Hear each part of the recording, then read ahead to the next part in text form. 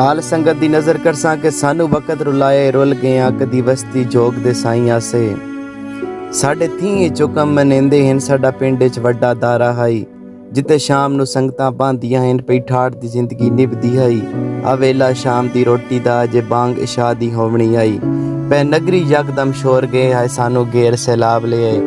ते मैं भज के नपिया बालां नू दो चाह के रख ले मोढे ते। एक लालिया नाल कदाड़े दे हाई मेरी जान भी खतरे विच। मैं सारे नास बचा सकदा दो जेड़े बाल नखेड़े हैं। उन्हें भज के माँ दा हथ नपे वद सामने मेरिया अखियां दे। ओ लुढ़ गए डूंगे पानी विच साडी जान बचा लो बाबा जी, साडी जान बचा लो बाबा जी। मैनू वाज मरेंदे रह गए हैं। मेरा कोई ना वक्ती वस चलिया ओ गोते खांदे मर गए हैं। किते खबरे लुढ़ के टुर गए हैं साडी जान बचा लो बाबा जी। हर वेले मेरे कन्ना विच जे ये आवाज़ पे गूंजदी है। ओ मंजर मैन पिया नहीं भुलदा ना नीर पे रुकदे नखियां चो। साड़ी वस्ती जोग लुटी गई है साड़ी कुल कायनात वंजी गई है। साडे लुढ़ गए बाल सैलाब दे विच साडे कोठे बुठले टह गए हैं। साडे लुढ़ गए बांडे पानी विच साडी सारी फसल मरी गई है। कुछ मर गया माल सैलाब दे विच कुछ माल बीमारी मार दिते। ते जिथे प्यो दादे दी तुरबत आई मिट साडा कब्रिस्तान गए। हद मुक गई साडे उजड़न दी बचे तन ते खाली कपड़े हैं।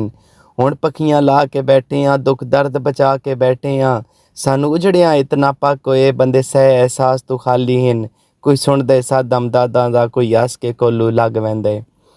और संगत अले तवज्जो करनी है कि जेड़े साडे मुल्क दे हाकिम मसरूफ हैं अपने झगड़ियां विच। अजे खान इमरान भी जिंदा है अजे फजल रहमान भी जिंदा है। सुनी काई नहीं मौत शरीफां दी बुल काई नहीं रही जरदारी नू। काई हिक भी सिर ते आया नहीं साडा किसे भी दर्द वंडाया नहीं। और संगत अले आखिरी गल सुननी है कि हर रोज़ रिपोर्टर आ वेंदे साडे फोटू रोज़ बढ़ा वेंदे। नहीं शोहरत चाहिदी उजड़ियां नू ना उजड़ियां दी तशहीर करो। मेरी आखिरी कमर गुजारिश है पैदा दिल दे विच एहसास करो। सानू औख दे वेले याद करो साडे उजड़ियां दी अमदाद करो।